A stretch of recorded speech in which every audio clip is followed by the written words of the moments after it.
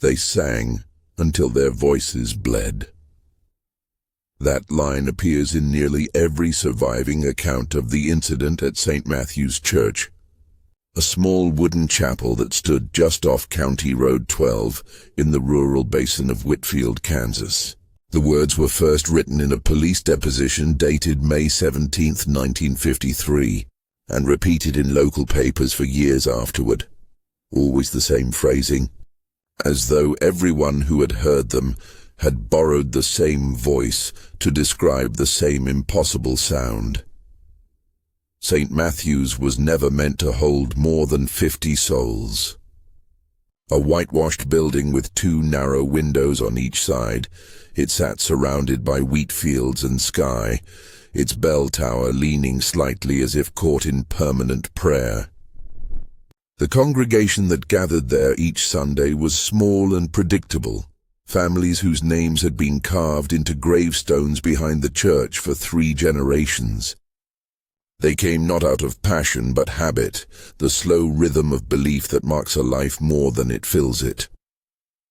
Their pastor was a man named Reverend Thomas Albright, 48 years old, educated briefly at a seminary in Missouri, and known for a voice that could calm even the most fractious of town meetings. There was little remarkable about him, though the townspeople said he carried himself as if he could still hear the echoes of something larger, a faint hum of meaning that never quite reached anyone else. On the morning of April 26, 1953, the congregation arrived for Sunday service just before 9. The wind was sharp and dry. Dust rose off the fields like incense. The choir, 12 voices strong, took their places behind the pulpit as Reverend Albright opened his worn black Bible and began to read from the Gospel of Matthew, the parable of the 10 virgins, waiting for a bridegroom who does not come. The hymn before the reading was, "Nearer, my God, to Thee." Witnesses later said it sounded almost rehearsed for grief.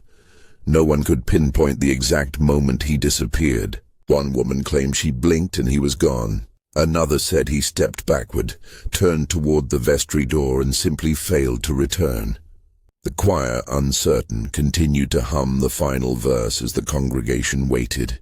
10 seconds passed, then 20. Someone coughed. The organist repeated the closing chord. Still no sign of him. Minutes stretched thin. The space behind the pulpit felt wrong, too empty, too quiet. Then, almost imperceptibly, the choir began again. No instruction, no signal. Just a single alto voice repeating the hymn's refrain, and the rest joining in as though carried by a current they couldn't resist. They sang until their voices bled. That was the beginning. At first, no one questioned it. People assumed the Reverend had fallen ill or gone to fetch water. But as the minutes became an hour and the sun shifted across the wooden floorboards, the singing did not stop. Each verse blended into the next, looping back to the beginning whenever the melody faltered. The congregation murmured, then fell silent, reluctant to interrupt what felt less like music than trance. By noon, the benches were empty except for the choir and the organist, an old man named Caleb Dyer. He kept pressing the same keys, eyes unfocused as if the act itself sustained him. The last parishioner to leave recalled glancing back through the doorway. 12 mouths moving in perfect rhythm, faces streaked with sweat, voices rising not in harmony but endurance. That was the last anyone saw of them before the church was locked from within. The first report reached Sheriff Emmett Hale the following morning. A farmer who lived a mile east claimed he could still hear the hymn drifting through the fields after midnight, faint and unwavering. By Tuesday, more complaints followed. The sound seemed to vibrate through the ground, carried by wind or memory. Some described it as beautiful, others unbearable. When the sheriff and 2 deputies arrived that afternoon, they found the doors barred. The windows were covered from inside by heavy curtains.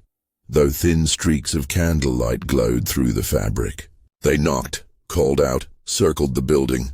The singing never paused. Male and female voices intertwined in a slow, endless spiral of melody. At 4:20 p.m., Hale attempted to force the side door. It wouldn't budge. He later described the wood as soft to the touch, like it had been dampened from inside. The sound grew louder near the threshold, pulsing in waves. One deputy claimed his ears began to ring. Another said he could feel his pulse sinking with the tempo. They withdrew before dark. That night, the town gathered outside the churchyard fence. Some prayed. Others listened in silence, holding lanterns and waiting for the hymn to end. It never did. The refrain looped again and again, drifting into something wordless, a sustained tone that wavered between unity and exhaustion. By Wednesday morning, the sheriff obtained permission from the county commissioner to break in. Before dawn, he and his men returned, armed not with weapons but with fire axes and crowbars. Witnesses remembered the sound shifting just before the first strike. The voices quickened as if aware. Then came the splintering of wood, the crash of the door giving way. Silence. The church was empty. Candles had burned down to wax puddles. Hymnals lay open on the floor, pages torn or smeared with sweat. 12 choir robes hung neatly over the pews, still damp at the collars. The organ keys were stuck in mid-press, as though someone's hands had rested there too long. The air smelled of iron and something faintly sweet, like old fruit. No bodies were found. Search teams combed the surrounding fields for 2 days. They found no footprints, no sign of struggle, not even the reverend's Bible. Only the echo of the song remained, a sound some claimed to hear even when the wind was still. The final police report filed that week classified the event as a mass disappearance of unknown cause. But among the attached statements is a single unsigned note. Written in pencil on lined paper, they sang because silence meant he was gone. They sang because if they stopped, they'd have to believe it. In the decades since, the case of the Whitfield Choir has been retold in documentaries, sermons, and university lectures. Most dismiss it as hysteria, a rural myth amplified by poor records and collective trauma. But the church itself still stands, abandoned but intact. Locals avoid it, claiming that if you stand near the southern wall on a windless night, you can hear something low and rhythmic, not words, just breath turning into music. The hymn remains unbroken in memory, a loop without origin or end. And in every retelling, one phrase returns, unchanged, as though carried forward by the same unseen choir. They sang until their voices bled. By the time the third sunrise touched the roof of St. Matthew's, the sound had already entered the rhythm of the town. It came and went like weather, humming at the edges of daily work. Faint while milking, sharper at dusk, lingering just beneath the wind. Even those who claimed not to hear it found themselves humming without realizing. Whitfield was a quiet place. The intrusion of song made it seem almost alive or haunted, depending on who you asked. Newspapers arrived by bus from Wichita that Thursday. The Whitfield Gazette, a 4-page weekly that rarely printed anything larger than crop reports, ran a headline across the top in heavy type. Local choir missing. Police search abandoned church. The article quoted Sheriff Hale sparingly and focused instead on rumor, the locked doors, the endless singing, the discovery of 12 robes with no bodies to fill them. People carried the paper folded under their arms like a small, contagious secret. At the diner, A teacher named Ellen Garvey swore she had seen movement in the church windows at dawn. Shadows, she said, shifting in time with the melody. Two farmers at the counter nodded. They too had heard something before sunrise. By evening, half the town had gone to listen for themselves. Families parked their trucks along the dirt road and stood in the field, hats in hand, waiting. The air was still. Then, just as the horizon darkened, it began again. Low, drawn out, as though the earth itself was exhaling the last line of a hymn. The sheriff warned people to stay away. He posted a deputy at the gate and nailed a sign to the door that read, "Do not enter, county property." It made no difference. The sound drew them, quiet and persistent, until the fence line became a gathering place. The children called it the church that breathes. Within a week, 2 researchers from the state university arrived to investigate. Their names appear in county correspondence. Dr. Leonard Voss, professor of psychology, and his assistant Margaret Hill, who specialized in group behavior under stress. They came not for theology but for data, a field recording, heart rate notes, decibel measures of what they assumed must be. Mechanical echo. Voss wrote in his notebook that the singing seemed to have a mechanical persistence inconsistent with human performance. He measured intervals between pauses and found none. Hill disagreed. In her report, she described a fluctuation like the rise and fall of breath, not tape, not machine, but endurance. They spent the night in the rectory, a small building a few yards behind the chapel.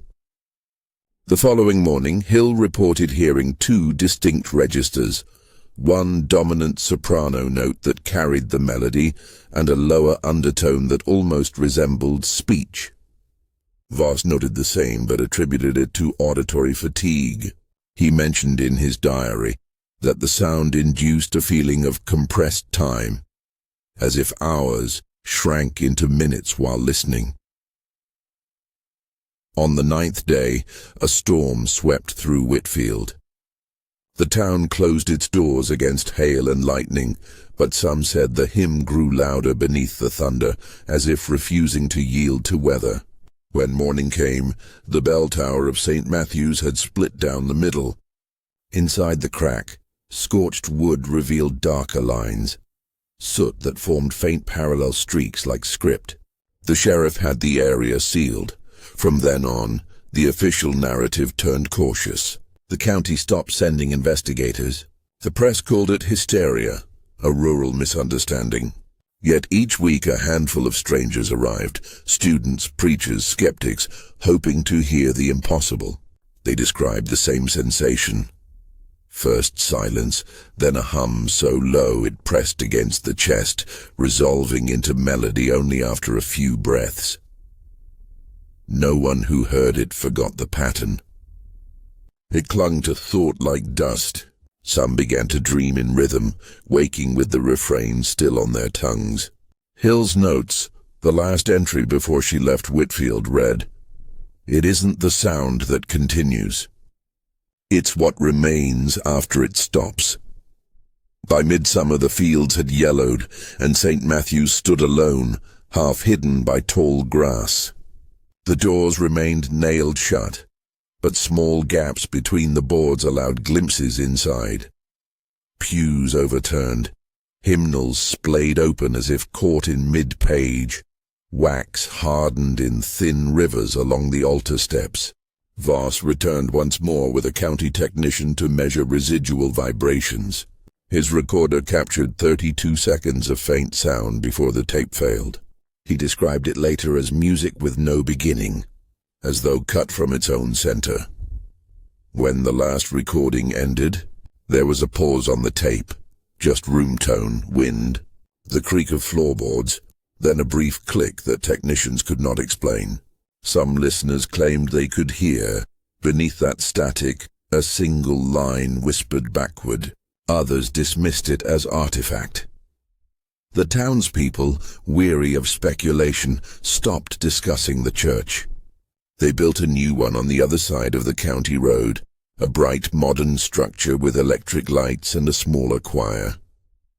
At its dedication, Reverend Collins from the next parish delivered a sermon on perseverance. He avoided mention of St. Matthew's, though when he bowed his head, those who listened closely thought they heard him breathe the opening phrase of "Nearer, my God, to thee."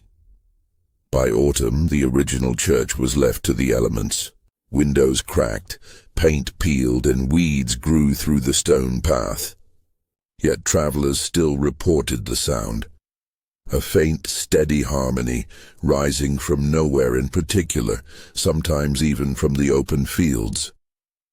A grain hauler who stopped for gas 20 miles away described hearing a human cord that stretched like wire through the air. Historians filed the case under mass delusion. Psychologists used it in lectures about collective trance and the body's response to prolonged repetition. Voss published one article in 1956 before resigning. Hill disappeared from academia altogether. Only fragments of their correspondence survive, preserved in an archive box labeled Whitfield Anomalies. The last note, unsigned, contains 3 words written in block letters across an empty page. It never ended. Even now, decades later, St. Matthew's stands where the roads split and the fields begin, a shape of weathered wood holding the silence that follows a hymn too long sustained. Visitors say the air feels charged, as if waiting for a cue that will never come. Some bring instruments and play softly, hoping the sound will answer. None ever report hearing voices, only the echo of their own. In the official record, the music stopped on the 10th day, but locals will tell you that the quiet that replaced it was simply another verse, one stretched thin across years, carried in memory, unfinished. And in the hollow space where the choir once stood, every draught, every breath, every rustle of grass seems to form the same unending refrain, a sound beyond proof, but never beyond hearing. By the 3rd day after the vanishing, Whitfield had settled into a strange routine of denial. The townspeople rose, worked their fields, and spoke little of the sound that pulsed faintly across the wheat. To acknowledge it outright felt like surrender, as though naming the melody would give it weight again. Yet the hum persisted, woven into the grain's rustle and the sigh of wind through barns. It lived just below the edge of thought, too soft to be certain, too constant to ignore. When the county investigators withdrew, they left behind a silence that no one trusted. The church remained under the jurisdiction of the sheriff's office, its doors reinforced with iron brackets, its windows nailed shut. But people said light still moved inside at night, shifting from pew to pulpit like a lantern carried by invisible hands. The locals avoided that stretch of road after dark. Some claimed that their horses balked at the turn, refusing to pass the gate even under whip or spur. Others found themselves drawn there despite themselves, lingering at the fence line without knowing why. In the weeks that followed, Whitfield became a town of whispers. Families argued over whether to hold services in the new chapel or to let faith rest a while. The reverend from the next county spoke of temptation, of the human hunger for signs. But his words only deepened the divide. Some believed St. Matthew's had witnessed a miracle, others called it punishment. A few held that both could be true at once. The fields ripened and were cut. The grain silos filled, the days shortened, the wind shifted. Yet the sound lingered. Faintly, yes, but always there, like a low note held just beneath the horizon. Travelers who passed through said it was barely more than vibration, a sense rather than a noise. They'd pause on the road, engine idling, and feel it tremble through the steering wheel like a heartbeat under the soil. Whitfield's people learned to live with it. They told themselves it was memory, a trick of the ear. But sometimes, in moments of stillness, the melody would rise again. Slow, deliberate, unmistakable. A few residents described hearing their own names in the rhythm, though when asked to hum the pattern, none could agree on the tune. It shifted from person to person, as if the song chose its listener. By the first frost, the phenomenon had become folklore. Children dared each other to spend a night near the churchyard fence. None lasted long. They'd return pale, claiming to have heard the choir begin anew, not loud, but near, like breathing behind a wall. One boy insisted he saw footprints in the frost, pressed deep into the grass and then fading as if the ground itself swallowed them. His story spread through the schoolhouse by noon and through the town by dusk. The next morning, the sheriff found no marks at all. But denial is a fragile comfort. The longer the town ignored what had happened, the more it seeped back through small cracks of conversation. The grocery clerk heard the melody in the hum of the freezer. The postmaster claimed letters arrived addressed only to the vanished reverend. A woman hanging laundry in her yard swore the air around her changed, heavy like a held breath. And for a moment she thought she could hear the final verse of the hymn before it vanished again into wind. Soon even those who had dismissed it found themselves remembering. The rhythm invaded sleep, reappearing in dreams as a slow procession of sound and light. A choir without faces, mouths open, eyes closed, voices overlapping until they became one endless tone. When the dreamers woke, they felt neither fear nor peace, only an ache that had no name. Outside observers came and went, journalists, theologians, curious travelers, each leaving with less certainty than they arrived, their notebooks filled with descriptions that contradicted each other. Some recorded total silence, others an almost subsonic hum. A few claimed the sound altered with proximity, louder for those who believed and faint for those who did not. What united them was fatigue, after standing near St. Matthew's for long, time lost meaning. Hours felt like minutes. They returned to their lodgings unsure how long they'd been listening. One winter evening snow began to fall, light flakes. At first, then thick and heavy, muffling every noise except one. The hymn, faint, steady, impossibly regular, drifted from the church even as the drifts rose against its doors. It was not melody now, but tone, a single sustained note stretched thin across the cold. Those who heard it described the sensation of distance collapsing. The church seemed near no matter where they stood, as if sound itself had untethered from place. The storm lasted 2 days.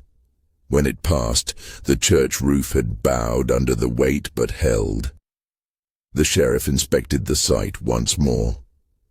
He reported nothing unusual, yet his boots sank deeper than expected into the snow. Underneath, the ground was warm, a shallow patch where ice refused to form. He said nothing to the others, only stepped back and sealed the gate again. The following spring, when the thaw came, the river swelled and washed over the old churchyard path. Locals said the water carried something with it. Fragments of paper, smudged ink, the faint glint of brass buttons. Children found these pieces along the banks for days afterward, though none could say from where they'd come. A few of the scraps bore lines of music, too faded to read, but spaced like hymns. They dissolved when touched, By summer, what had once been a single inexplicable event had become an enduring state. The town existed between denial and obsession, afraid to remember and unable to forget.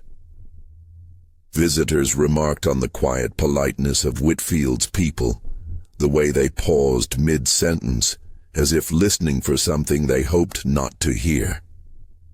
Conversations ended softly. Hands lingered near radios without turning them on. The new church prospered, its congregation steady but subdued. Every sermon carried a shadow of what had been lost. Some parishioners refused to sing at all. Others sang too loud, as if to drown out the echo that clung to the back of every hymn.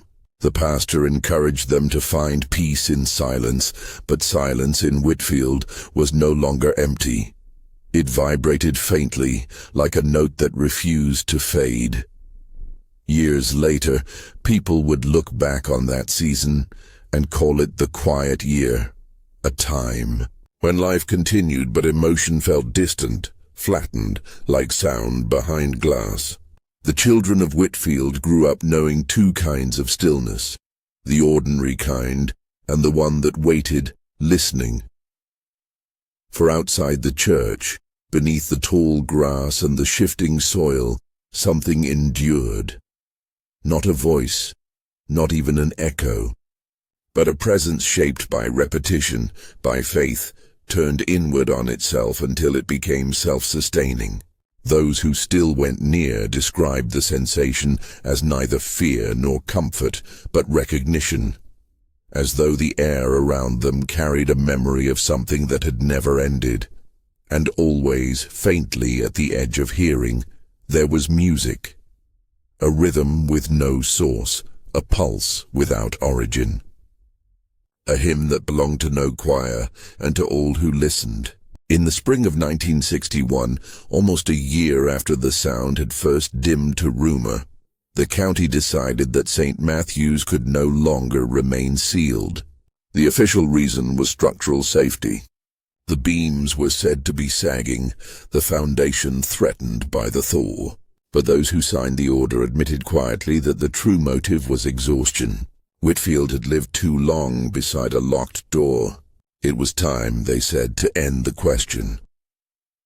When the men arrived to unbolt the entrance, no one volunteered to go first. The sheriff, older now and slower, stood apart with his hands in his pockets. His badge had dulled. The polish had worn away from habit. A carpenter from the next county brought the tools. The hinges shrieked when they turned, and that sound, sharp, human, definite, startled everyone because it was the first unambiguous noise anyone had heard from the church in months. Inside was shadow. Dust rose in thick threads, alive in the light from the open door. The pews stood in rows perfectly aligned. There were no signs of intrusion, no animal tracks, no vandalism. The altar cloth had yellowed. The pulpit was mottled with damp. A hymn book lay open on the first pew, pages brittle as bark. The men spoke little, their voices low and flat, as if language itself might disturb the air. Then came the odor, faint at first, metallic and sweet like rust. It was not decay, not quite. More the smell of something once warm turned inert. Beneath it lay another scent, the dry must of paper and candle smoke. The sheriff recognized it instantly, the smell of a service that had ended long ago. They moved toward the choir loft. Every step echoed twice, once in wood, once in memory. The railing was coated with a pale film that glittered under light. They thought at first it was frost, but it did not melt when touched. It clung instead, leaving a shimmer on the fingertips. In the loft stood the choir's benches, their cushions indented as if still occupied. Hymnals lay scattered, each open to a different page, the notes smudged into unreadable blurs. At the center of the floor sat a metronome, its pendulum frozen mid-arc. The carpenter wound it absent-mindedly, perhaps to test it, and for an instant the ticking resumed. Precise, calm, indifferent. The sound filled the space like a heartbeat returning after long absence. Downstairs, near the pulpit, the sheriff found the Reverend's Bible. The leather cover had cracked, and the edges of several pages were fused together. The final passage visible was from the Psalms, though the verse itself had been obscured by water stains that resembled fingerprints. He closed it without reading further. Word spread quickly that St. Matthew's had been opened. People came in small groups, some crossing themselves before stepping inside, others refusing to remove their hats as if acknowledging a burial rather than a service. No one sang. A woman from the congregation began to hum once, softly, then stopped. The note hung in the air longer than seemed possible, stretching past her breath until even she looked frightened. By evening the church was empty again. The sheriff locked the doors but did not fasten them with bolts this time. He left them simply latched, as though afraid that sealing them might trap the air once more. That night, Whitfield experienced a calm it hadn't known in years. Radios played without static, wind moved normally through trees, animals stirred in barns. The silence felt complete, almost merciful. Yet a few hours before dawn, the deputy on patrol reported hearing faint music drifting over the valley, not from the church but from above it, as if the hill itself had found a voice. The sound lasted less than a minute, then vanished. The next morning, investigators returned to collect samples. They scraped residue from the loft railing, gathered fragments of paper from the floorboards, photographed the marks where candles had burned down to wax puddles, and then stopped. The official report described residual acoustic phenomena, a phrase that satisfied bureaucracy but explained nothing. Scientists from a state university requested permission to measure vibrations in the structure, suspecting resonance from nearby power lines. The tests showed no anomalies. What they could not measure was the mood that lingered in the town. People felt lighter yet uneasy, as if release itself carried guilt. They avoided conversation about the event, treating it like an illness recently survived. When the new pastor suggested holding a cleansing service in St. Matthew's, the congregation refused. "Let the church rest," one woman said. "It has done enough singing." Summer passed.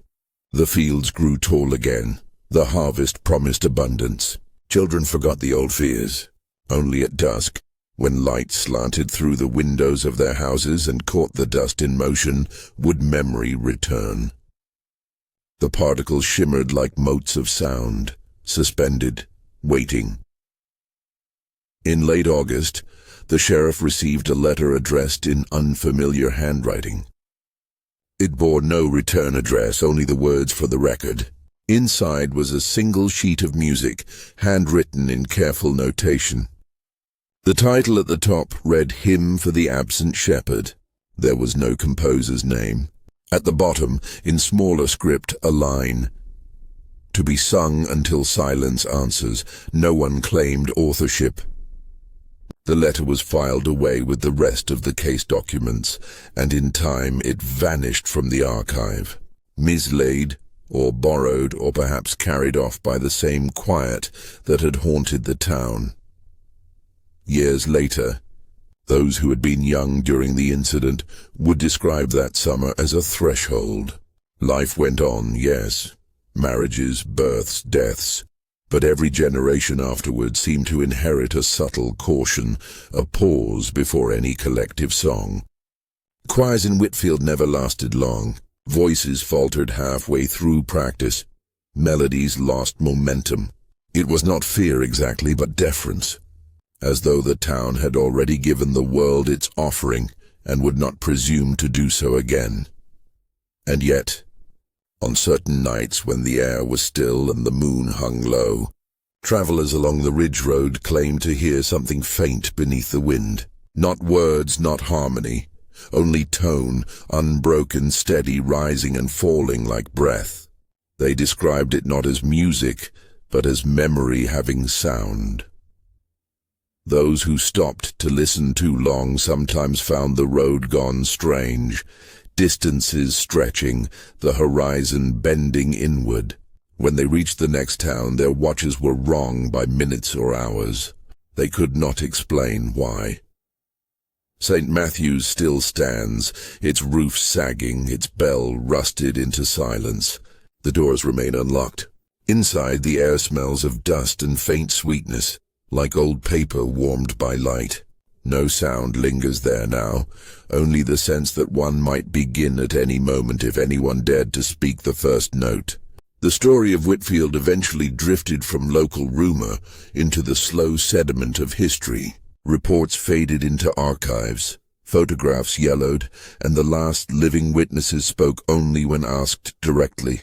Even then, their recollections came uncertainly, as if memory itself feared to speak too loudly about that year. But time, relentless in its curiosity, preserved enough fragments for the question to remain.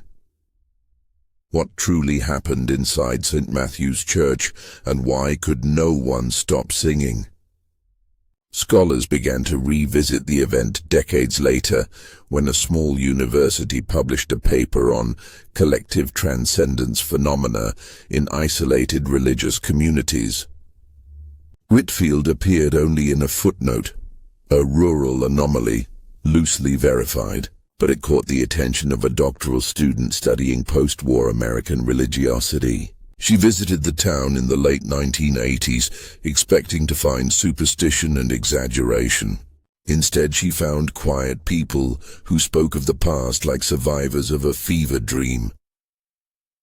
Her notes described a striking consistency.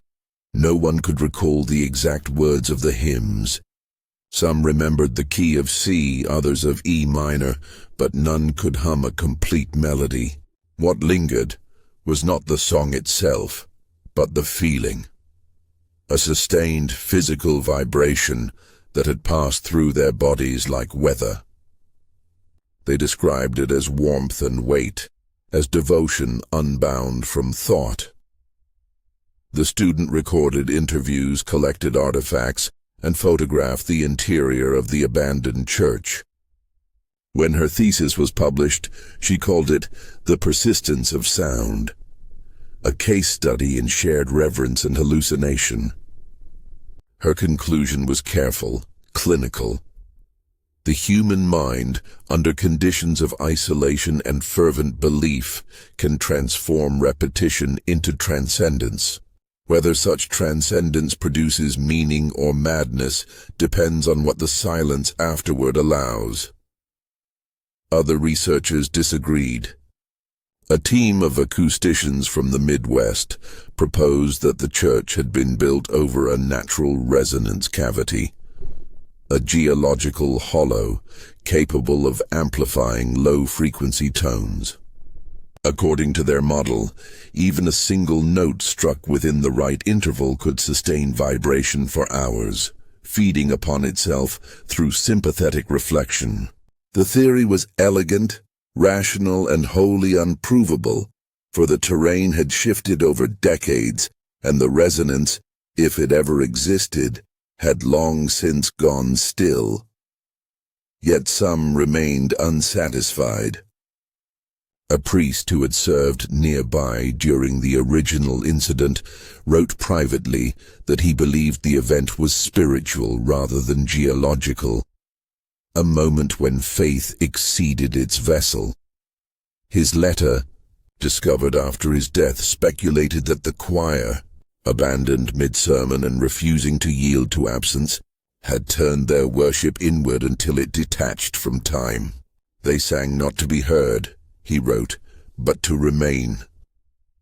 As with all mysteries, explanation multiplied faster than certainty. Some blamed contaminated communion wine, citing traces of ergot fungus found in local grain. Others argued mass suggestion, the contagion of belief during a period of cultural anxiety.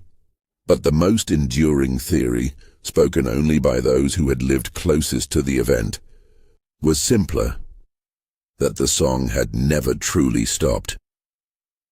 They pointed to oddities that persisted through the years. Clocks losing seconds near the church, birds avoiding the steeple, the faint hum that audio recorders sometimes captured when left running overnight in the valley. Engineers dismissed these as interference, the residue of power lines or atmospheric pressure, but those who had heard the original sound described it differently. It wasn't interference, one farmer told the researcher. It was attention, something listening back. The student returned decades later, older now, her first research long behind her. The church had begun to collapse, its wood soft as paper, its bell fallen. She stepped inside and found the light fractured through the broken roof.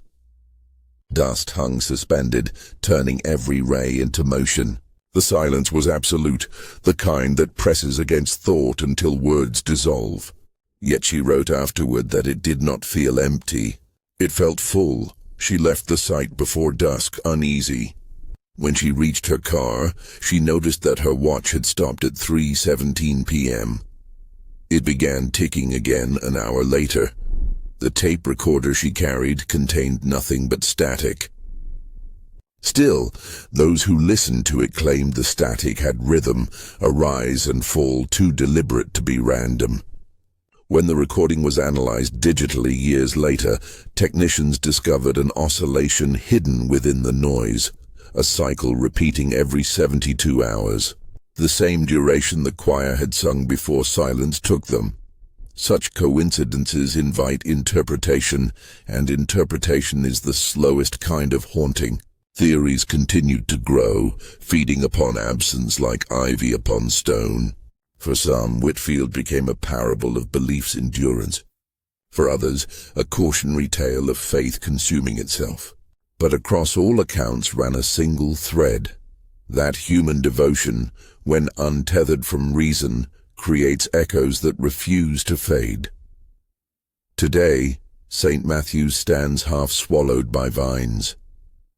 Tourists come rarely, scholars occasionally. Locals still keep distance. They say that after heavy rain, when mist clings to the fields and the air thickens with the scent of wet soil, you can hear something faint. Not from the ruins, but from beneath them. A vibration that rises through the ground, too low to be called a song, too steady to be silence. The few recordings that exist are inconclusive. Some contain nothing at all. Others reveal a faint tremor at the edge of audibility, a hum that vanishes the moment you notice it. Each listener describes it differently. For some it's comfort, for others dread. But all agree on one detail. It always ends with a breath, drawn inward, as if the world itself is waiting to sing again. In the end, no theory holds entirely. Faith and madness, reason and resonance, all are reflections of the same need, to make meaning from what refuses to explain itself. Perhaps the choir of Whitfield did not perish, nor transcend, but merely became what they sang. And perhaps, when the wind moves just right across the old valley, the sound that returns is not haunting at all, but memory reminding itself that it once had a voice.